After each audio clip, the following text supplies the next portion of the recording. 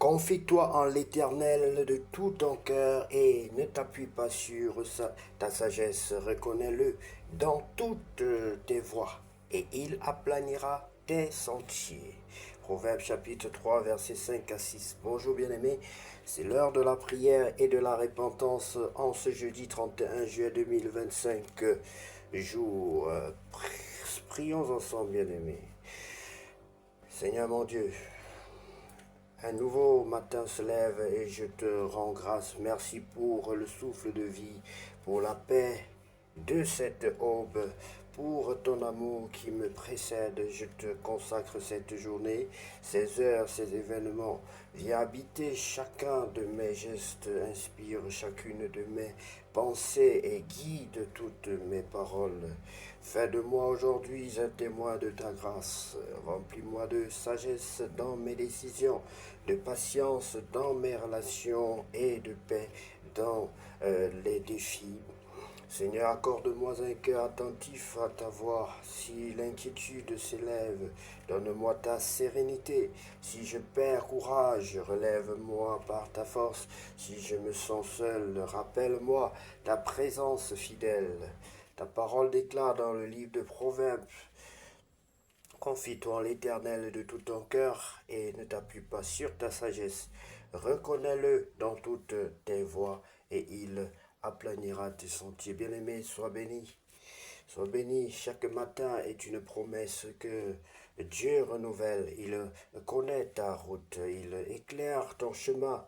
N'avance pas seul. Marche avec lui, pas à pas. Il pourvoira à ce dont tu as besoin au moment juste. Je déclare que cette journée est bénie au nom puissant de Jésus-Christ. Je suis en paix car Dieu marche avec moi au nom de Jésus-Christ. Je suis équipé, protégé et aimé au nom de Jésus-Christ. Je porte du fruit et je grandis dans la foi au nom de Jésus-Christ. Seigneur, sois ma force, mon appui, mon guide. Fais de cette journée un espace de ta gloire. Je te fais confiance du matin jusqu'au soir. C'est au nom puissant de Jésus-Christ que nous avons ainsi prié. Amen. Bien-aimé, sois béni. Si tu veux recevoir le Seigneur Jésus-Christ dans ton cœur comme ton sauveur personnel et ton Seigneur, tu es la bienvenue. Tu peux prendre la position qui honore ton Dieu et je vais t'orienter dans la prière. Tu vas répéter cette prière du repentant après moi. Seigneur Jésus-Christ, je reconnais que je suis un pécheur. Seigneur Jésus-Christ, je reconnais que je suis un pécheur. Je te demande pardon pour tous mes péchés. Je te demande pardon pour tous mes péchés. Je t'invite dans ma vie comme mon sauveur personnel et mon Seigneur. Je t'invite dans ma vie comme mon sauveur personnel et mon Seigneur. Prends le plein contrôle de ma vie. Prends le plein contrôle de ma vie. Oui, Seigneur Jésus-Christ, je reconnais que je suis un pécheur. J'ai commis beaucoup de dégâts dans cette vie. J'ai menti, j'ai volé, j'ai commis des crimes. Pardonne-moi, j'ai condamné les autres.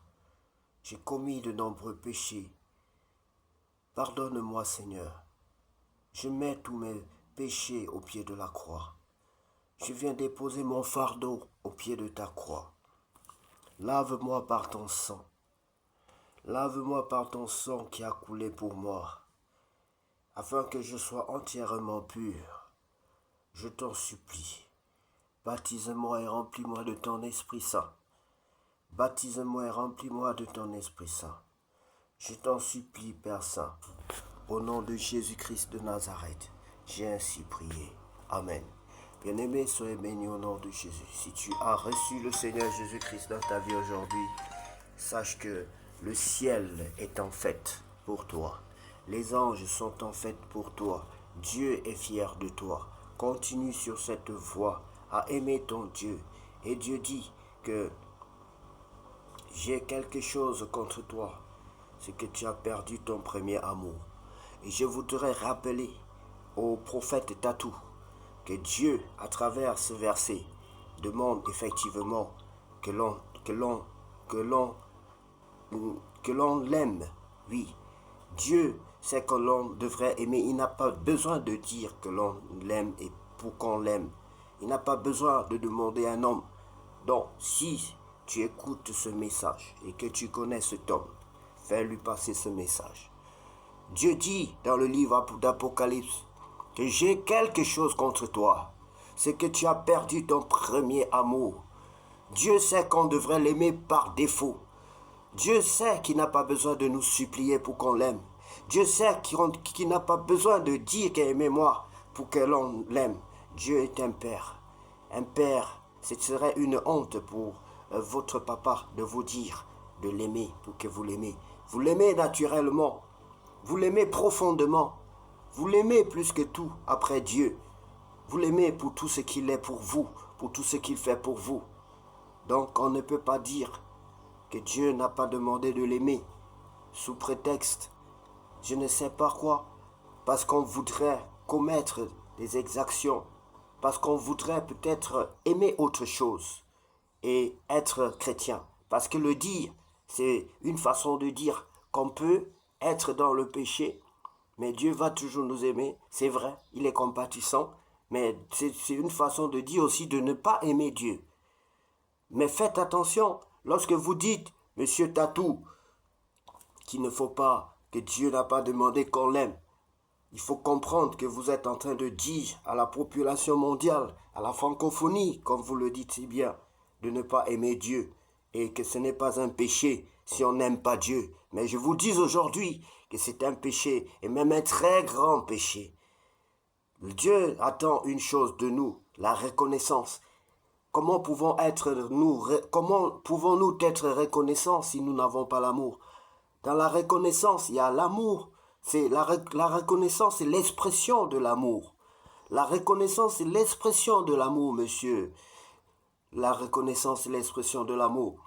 Et Dieu va te dire dans Apocalypse que j'ai quelque chose contre toi. C'est que tu as perdu ton premier amour. Lorsque tu acceptes le Seigneur Jésus, tout le monde le sait. Dès les premiers jours, tu es heureux, tu veux aimer Dieu, tu aimes Dieu de tout ton cœur, tu veux tout faire pour ton Dieu parce qu'il t'a racheté, parce qu'il a fait un miracle dans ta vie, en te sauvant du péché, de la géhenne. Tu veux tout donner à Dieu. C'est ça ce premier amour-là. L'amour, cet amour-là, mais c'est Dieu qui suscite cet amour. Tellement les choses que Dieu fait pour nous est tellement élevé, tellement fort. Tellement ces choses nous débordent en nous que notre amour, que l'expression de notre amour est énorme. Mais je te rappelle quand même aussi, mon cher, que Dieu demande que l'on l'aime. Il dit tu aimeras ton Dieu de tout ton cœur dans l'Ancien Testament. Puisqu'ici, tu as dit que c'est dans le Nouveau Testament que tu n'as pas vu, là où Dieu demande qu'on l'aime. Mais quand Dieu dit que j'ai quelque chose contre toi, c'est que tu as perdu ton premier amour. Ce premier amour-là, c'est pour qui? Est-ce que tu lis la Bible et tu comprends quelque chose?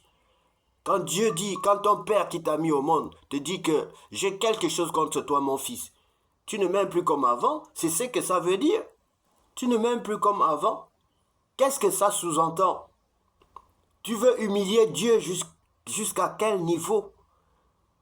Quand Dieu dit, quand ton père te dit, tu ne m'aimes plus comme avant, hein? Tu veux qu'il te dise quoi? Tu veux qu'il te dise quoi? Ça ne veut pas dire que tu dois l'aimer. Bien-aimé, tu dois aimer Dieu naturellement. N'humilions pas Dieu. N'amenons pas Dieu à s'humilier encore une fois de plus. Tout ce qu'il a fait pour nous était déjà tellement énorme que nous n'avons plus besoin. Dieu s'est fait homme. Il s'est humilié. Il est venu dans ce monde. Il s'est humilié en venant se faire cracher dessus, se faire flageller. Il s'est fait humilier, insulter. On lui a porté la couronne d'épines. Pour nous, c'est pas amour pour nous, c'était pour susciter, pour faire grandir l'amour en nous, pour que notre amour soit extrême pour lui en retour. Que nous soyons reconnaissants, et la reconnaissance, c'est l'expression de l'amour. Donc ce message, cher ami, est à retirer, et tu dois t'excuser, tu dois demander pardon à Dieu et pardon aux hommes à qui tu as dit, à toutes les personnes à qui tu as envoyé ces messages. Que Dieu vous bénisse, bien-aimés. Nous allons sans plus tarder lire la parole de Dieu dans le livre d'un Chroniques, chapitre 16, organisation du service du tabernacle cantique de David. Après qu'on eut amené l'arche de Dieu, on la plaça au milieu de la tente que David avait dressée pour elle, et l'on offrit devant Dieu des holocaustes et des sacrifices d'action de grâce.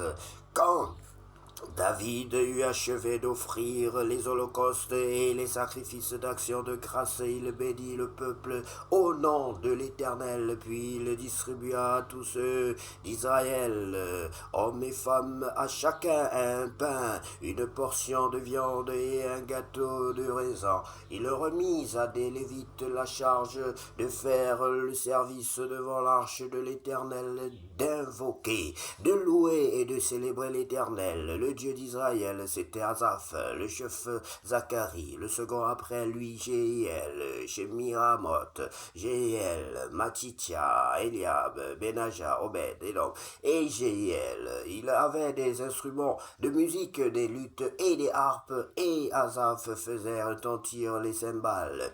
Les sacrificateurs Benaja et Jachaziel sonnaient continuellement des trompettes devant l'arche de l'alliance de Dieu. Ce fut en ce jour que David chargea pour la première fois Asaph et ses frères de célébrer les louanges de l'Éternel. Louez l'Éternel, invoquez son nom, faites connaître parmi les peuples ses hauts faits, chantez en son honneur, parlez de toutes ses merveilles, glorifiez-vous de son Saint-Nom, que le cœur de ceux qui cherchent l'Éternel se réjouisse. Ayez recours à l'Éternel et à son appui. Cherchez continuellement sa face. Souvenez-vous des prodiges qu'il a fait, de ses miracles et des jugements de sa bouche. Race d'Israël, son serviteur, enfant de Jacob, ses élus. Et l'Éternel est notre Dieu. Ses jugements s'exercent sur toute la terre. Rappelez-vous à toujours son alliance, ses promesses pour 1000 générations. L'alliance qu'il a traité avec Abraham et le serment qu'il a fait à Isaac, il l'a érigé pour Jacob en loi, pour Israël en alliance éternelle, disant: je te donnerai le pays de Canaan comme l'héritage qui vous est échu. Il était alors peu nombreux, très peu nombreux et étrangers dans le pays, et il allait d'une nation à l'autre et d'un royaume vers un autre peuple, mais il ne permit à personne de les opprimer. Il châtia les rois à cause d'eux. Ne touchez pas à mes oins, ne touchez pas à mes oins, et ne faites pas de mal à mes prophètes. Ne touchez pas à mes oins et ne faites pas du mal à mes prophètes. Ici est la recommandation de l'Éternel, bien-aimé.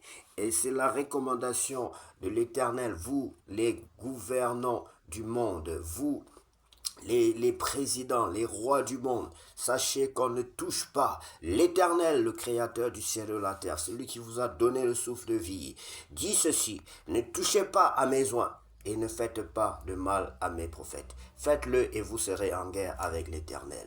Chantez à l'Éternel, vous tous habitants de la terre, annoncez de jour en jour son salut, racontez parmi les nations sa gloire, parmi tous les peuples ses merveilles, car l'Éternel est grand et très digne de louange, il est redoutable par-dessus tous les dieux, car tous les dieux des peuples sont des idoles, et l'Éternel a fait les cieux. La majesté et la splendeur sont devant sa face, la force et la joie sont dans sa demeure. Ô famille des peuples, rendez à l'Éternel gloire et honneur, rendez à l'Éternel gloire pour son nom, apportez les offrandes et venez en sa présence adorer l'Éternel avec de saints ornements, tremblez devant lui, vous tous habitants de la terre, le monde est affermi il ne chancelle point, que les cieux se réjouissent et que la terre soit dans l'allégresse, que l'on dise parmi les nations l'Éternel règne, que la mer retentisse avec tout ce qu'elle contient, que la campagne s'égaie avec tout ce qu'elle renferme, que les arbres des forêts poussent des cris de joie devant l'Éternel, car il vient pour juger la terre. Louez l'Éternel, car il est bon, car sa miséricorde durera toujours. Dites, sauve-nous, Dieu, de notre salut. Rassemble-nous et retire-nous du milieu des nations, afin que nous célébrions ton Saint-Nom et que nous mettions notre gloire à te louer. Béni soit l'Éternel, le Dieu d'Israël, d'éternité en éternité, et que tout le peuple dise Amen. Louez l'Éternel. David laissa là devant l'arche de l'alliance de l'Éternel Asaph et ses frères afin qu'ils soient continuellement de service devant l'arche, remplissant leurs tâches jour par jour.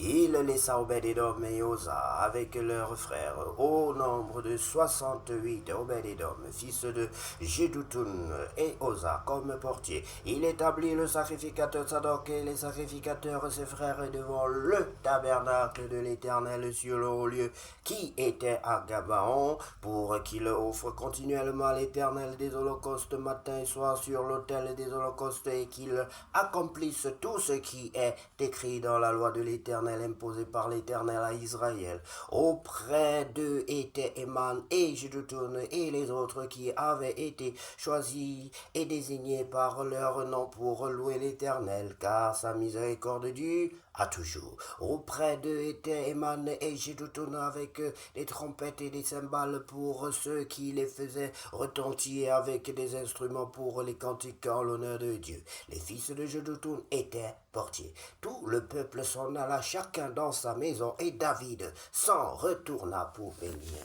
sa maison. Béni sois-tu pour ta parole, Seigneur. Nous croyons que tu nous bénis lorsque nous pensons à ta parole. Nous croyons que tu nous bénis lorsque nous tenons ta parole. Nous croyons que tu nous bénis lorsque nous fléchissons nos genoux. Nous croyons que tu nous bénis lorsque nous ouvrons la Bible. Nous croyons que tu nous bénis lorsque nous commençons à ouvrir notre bouche pour lire ta parole. Oui, selon ce qu'il est écrit, selon qu'il est écrit dans le livre de Josué, chapitre 1, que ce livre ne quitte point ta bouche. Oui, tu nous bénis chaque fois que nous obéissons, que nous marchons selon ta parole, chaque fois que nous nous réfugions auprès de toi, chaque fois que nous venons dans ta maison, chaque fois que nous entrons en prière. Oui, tu nous bénis, Seigneur, lorsque nous libérons ta parole, lorsque nous la lisons, parce qu'il est écrit dans le livre de Psaume chapitre 1, heureux l'homme qui ne marche pas selon le conseil des méchants, qui ne s'arrête point sur la voie des pécheurs, et qui ne s'assied point en compagnie des moqueurs, mais qui trouve son plaisir dans la loi de l'Éternel et la médite jour et nuit. Il est comme un arbre planté près d'un courant d'eau qui porte son fruit en son temps. Bien-aimé, tu ne dois pas être pauvre, bien-aimé, c'est impossible. Un enfant de Dieu qui observe ce passage, bien-aimé. Fais ce que l'Éternel te dit dans ce passage de Psaume chapitre 1 et tu me diras. La Bible dit, je n'ai jamais vu le juste mendier de son pain, manquer de pain. Oui, bien-aimé, si tu obéis à la parole de Dieu, comment peux-tu obéir à ce que tu ne connais pas? Comment tu peux connaître Dieu ou sa parole si tu ne lis pas sa parole, bien-aimé? La Bible dit que mon peuple périt faute de connaissance. Je t'invite donc ce matin à commencer à lire la parole de Dieu, à comprendre que ton succès est dans la connaissance de la parole de Dieu, à comprendre que ta guérison est dans la parole de Dieu, à comprendre que les promesses de l'Éternel sont cachées dans la parole de Dieu pour ta vie, car Dieu a dit pour toi que j'ai fait pour toi un plan de paix et non de malheur. Si tu es dans le malheur, retourne chercher le bonheur dans la parole de Dieu, conformément au livre de Psaume chapitre 1. Bien-aimé, Consacre 1 minute à ton Dieu chaque jour. Consacre 2 minutes à ton Dieu chaque jour. Consacre 3 minutes à ton Dieu chaque jour. Consacre du temps. Bien-aimé, le diable veut nous montrer que notre travail est plus important que Dieu. Et c'est pour cela que vous verrez sur les réseaux sociaux en ce moment beaucoup d'antichrists qui vous démontrent par toutes les alchimies combien de fois la parole de Dieu n'est pas bien, combien de fois la Bible n'est pas bien, combien de fois la prière n'est pas bien, combien de fois l'adoration n'est pas bien, combien de fois ceux qui prient sont les malheureux, combien de fois ceux qui prient ont attiré la pauvreté en Afrique, combien de fois ceux qui prient. Mais bien aimé, je vais vous dire que ce sont des pures bêtises. Parce que moi qui prie, bien aimé, je n'ai jamais manqué de rien. Et grâce à la connaissance que Dieu me donne, je peux créer des emplois, je peux aider, venir au secours aux pauvres. C'est bien aimé, je ne m'appuie sur autre chose que sur la parole de Dieu. Je n'ai rien d'autre sur quoi m'appuyer si ce n'est la parole de Dieu. La parole de Dieu est le chemin, la parole de Dieu est la vérité, la parole de Dieu est la vie. Le plus grand livre de marketing au monde, c'est la Bible. Le plus grand livre, vous qui voulez faire des affaires, c'est la Bible, c'est la connaissance de la parole de Dieu. Bien-aimé, il n'est pas dit que lorsque vous lisez la parole de Dieu, vous ne devez pas travailler. C'est peut-être cette erreur pour certains qui sont entrés dans l'église et qui ont pensé que comme ils lisent la parole de Dieu, ils ne doivent plus travailler. Ils ne doivent pas faire des affaires, ils ne doivent pas travailler, ils doivent tout abandonner. Non, la Bible n'a jamais dit de tout abandonner. Ceux qui ont commis ces erreurs doivent se repentir, parce que dès qu'ils se sont retrouvés dans le malheur, ils se sont plaints de la parole de Dieu. Ils sont sortis du milieu de nous pour aller dire qu'ils se sont appauvris à cause de l'Église, qu'ils se sont appauvris à cause de la parole de Dieu. Ils doivent se repentir, parce que la parole de Dieu que je connais n'a jamais dit que la main qui ne travaille pas mange. Non, la parole de Dieu est claire. La parole de Dieu encourage les gens à travailler. La parole de Dieu, la Bible, ça je veux encore vous le dire aujourd'hui, vous qui croyez que la Bible est là pour amener les gens à être paresseux ou encore à ne pas travailler. La Bible dit ceci, que la main qui ne travaille pas ne mange pas. La Bible est même pour que la personne meure. Parce que si on te dit que si tu ne travailles pas, tu ne manges pas, vous avez déjà vu quelqu'un qui ne mange pas qui vit? Vous n'avez jamais vu quelqu'un qui ne mange pas qui vit? Ça veut dire que la Bible est très très stricte avec les paresseux. La Bible est très stricte avec ceux qui sont paresseux. Donc avec les Africains paresseux. Si les Africains sont paresseux, il ne faut pas qu'ils accusent la Bible. Il ne faut pas qu'ils accusent l'Église. Il ne faut pas qu'ils accusent surtout pas la Bible. Hein, parce qu'il y a des fausses églises, il y a des fausses assemblées qui se font passer pour des églises. Mais moi je vous parle de la Bible. Et c'est dans la Bible que vous connaîtrez Dieu. La Bible dit que tu connaîtras la vérité, et la vérité t'affranchira et te rendra libre. Cette vérité est dans la Bible, bien-aimé. Il y en a plein qui vont à l'église, mais qui ne lisent pas la parole de Dieu, qui ne connaissent pas Dieu, qui ne connaissent pas la parole de Dieu. Mais la faute est à qui? S'ils ne peuvent pas se rapprocher de Dieu, s'ils croient plus à leur pasteur qu'à la Bible, s'ils croient plus à leur pasteur qu'aux Écritures, s'ils ne cherchent pas les Écritures et demander au Saint-Esprit de leur donner la révélation de ce qui est écrit, afin qu'ils soient heureux dans tout ce qu'ils entreprennent, bien-aimés. La parole de Dieu est vivante, et elle est efficace, plus efficace qu'une épée à double tranchant, capable de séparer moelle et os. Bien-aimé, je t'invite à croire plus à la parole de Dieu, à lire la parole de Dieu tout en sachant qu'elle est vivifiante, qu'elle peut te redonner vie, qu'elle peut ressusciter des morts, qu'elle peut guérir, car la parole de Dieu est Dieu. Soyez bénis, bien-aimés, que cette journée soit la plus belle de toutes les journées déjà vécues sur cette terre. Au nom de Jésus-Christ de Nazareth, nous avons ainsi prié.